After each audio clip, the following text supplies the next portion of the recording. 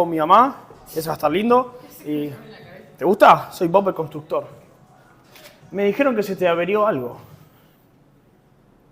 Sí, un cajón ahí. ¿Un cajón? Sí. ¿Dónde? Ahí abajo. A ver, muéstramelo. Ah, bueno. ¿Lo ves? Voy a tener que utilizar mi martillo grueso.